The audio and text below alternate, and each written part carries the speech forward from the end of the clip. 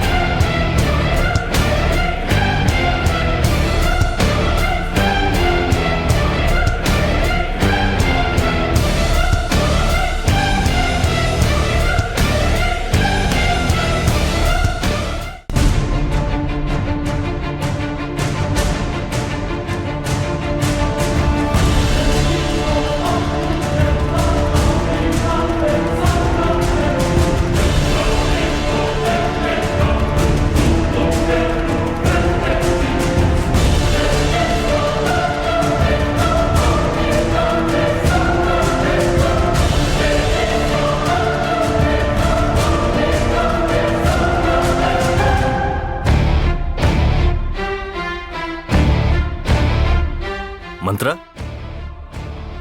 ಮಂತ್ರ ಏನಾಯ್ತು? ಯಾಕೆ ಹುಷಾರಿಲ್ವಾ? ಹುಷಾರಿಲ್ಲ, ಆದ್ರೆ ಮೈಗಲ್ಲ, ಮನ್ಸಿಗೆ. ಅಂಥದ್ದು ಏನಾಯ್ತು ಇವಾಗ?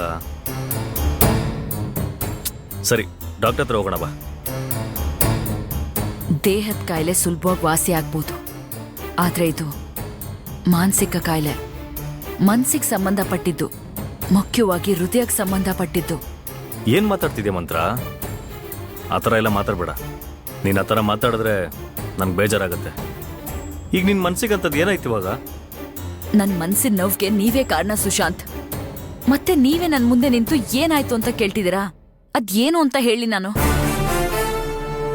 ಪ್ಲೀಸ್ ನನ್ನನ್ನು ಒಂಟಿಯಾಗಿರಕ್ ಬಿಟ್ಟು ನೀವಿಲ್ಲಿಂದ ಹೊರಡಿ. ನೋ, ನೀನೇನೋ ಮಾತಾಡ್ತೀಯ ಅಂತ ನಾನೇನು ಬಿಟ್ಟು ಹೋಗೋಕ್ಕಾಗುತ್ತಾ? ನಿನ್ನ ಕೋಪ ಇದ್ರೆ ಬೇಕಾದ್ರೆ ಹೊಡೆದ್ಬಿಡು ನನಗೊಂದು ಡೈರೆಕ್ಟು. ನಾನೇನು ಬೇಜಾರು ಮಾಡ್ಕೊಳಲ್ಲ. ಆದರೆ ಈ ರೀತಿ ಹೋಗು ಅಂತ ಮಾತ್ರ ಹೇಳ್ಬೇಡ.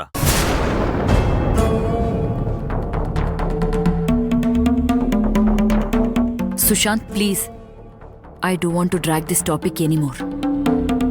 ಇವನ್ ಮೀಟು ಮಂತ್ರ, ಏನಾಯ್ತು ಅಂತ ಹೇಳು. ನೀನು ಹೇಳಿದ್ದನ್ನ ಕೇಳಿಸ್ಕೊಂಡು ಹೋಗೋದೋ ಬೇಡವೋ ಅಂತ ನಾನು ಡಿಸೈಡ್ ಮಾಡ್ತೀನಿ. ಓಕೆ ಸುಶಾಂತ್, ನಿಮ್ಮ ಹೆಂಡತಿ ಮಾತಾಡಿದ ರೀತಿ ನನ್ನ ಮನ್ಸಿಗೆ ಯಾಕೋ ತುಂಬಾ ನೋವು ಮಾಡಿದೆ. ನಾನು ನಿಮಗೆ ತುಂಬಾ ಕ್ಲೋಸ್ ಆಗ್ತಿರೋದು ಮೋಸ್ಟ್ಲಿ ಅವ್ರಿಗೆ ಇಷ್ಟ ಆಗ್ತಿಲ್ಲ ಅನ್ಸುತ್ತೆ.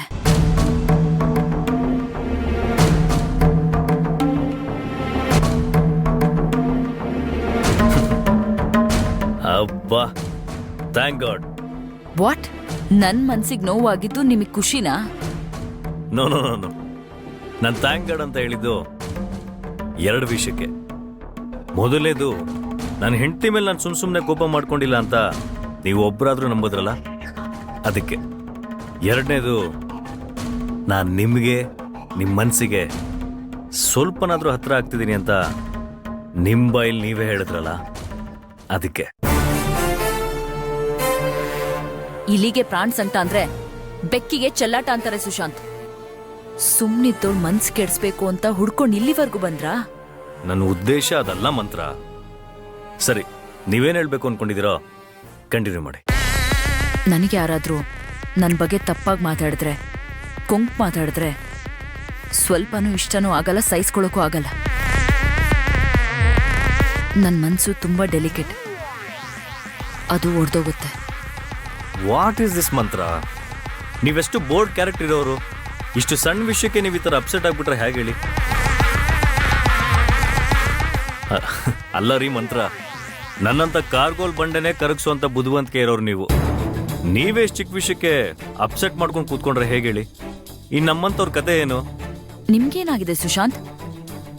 ಅಣ್ಣ ಇದ್ದಾರೆ, ಅಮ್ಮ ಇದ್ದಾರೆ, ಅತ್ತಿಗೆ ಇದ್ದಾರೆ, ತಂಗಿ ಇದ್ದಾರೆ, ಭಾವ ಇದ್ದಾರೆ, ಮುತ್ತಿನಂತ ಹೆಂಡತಿ ಇದ್ದಾರೆ, ಪ್ರೀತಿ ಇರುವಂತ ಮಗ ಇದ್ದಾನೆ.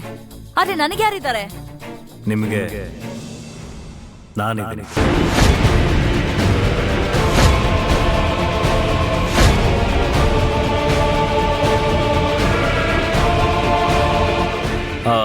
I mean you are very special person to me.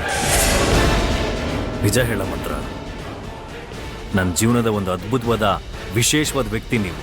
ನೀವು ಹೇಳಿದ್ರೆ ಏನ್ ಬೇಕಾದ್ರೂ ಮಾಡ್ತೀನಿ ನಾನು. ಬೇಕಾದ್ರೆ ವಿಷ್ಣು ಕಾಲ ಹತ್ರ ಕೂತಿರೋ ಲಕ್ಷ್ಮಿ ತರ ನಾನ್ ನಿಮ್ ಕಾಲ ಹತ್ರ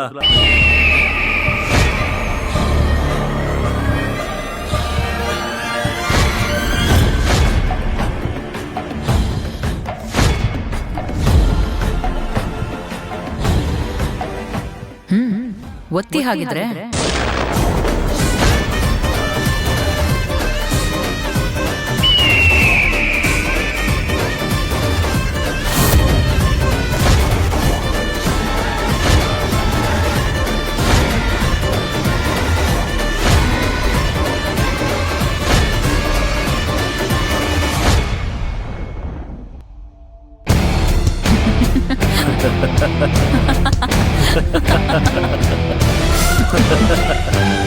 ಹಬ್ಬ ಅಂತೂ ದೇವಿ ಮುಖ ಪ್ರಸನ್ನ ಆಯ್ತು. ಬನ್ನಿ ಹೊರಗಡೆ ಹೋಗಿ ಊಟ ಮಾಡ್ಕೊಂಡು ಹಾಗೆ ಸುತ್ತಾಡ್ಕೊಂಡು ಆಫೀಸ್ಗೆ ಹೋಗೋಣ. ಹೊರಗಡೆ ಎಲ್ಲ ಯಾಕೆ? ನಾನೇ ನನ್ ಕೈಯಾರೆ ನಿಮ್ಗೋಸ್ಕರ ಸ್ಪೆಷಲ್ ಆಗಿ ಅಡ್ಗೆ ಮಾಡ್ತೀನಿ. ಇಬ್ರು ಇಲ್ಲೇ ಊಟ ಮಾಡಿ ಆಮೇಲೆ ಆಫೀಸ್ ಹೋಗೋಣ, ಓಕೆನಾ? ನೀವು ಅಡುಗೆ ಮಾಡ್ತೀನಿ ಅಂದ್ರೆ ಸೂಪರ್.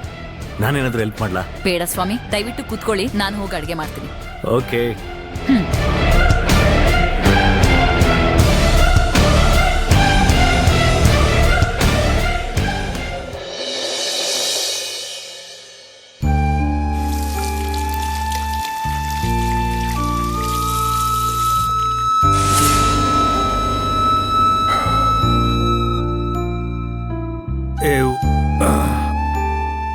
ಬಾವಾ.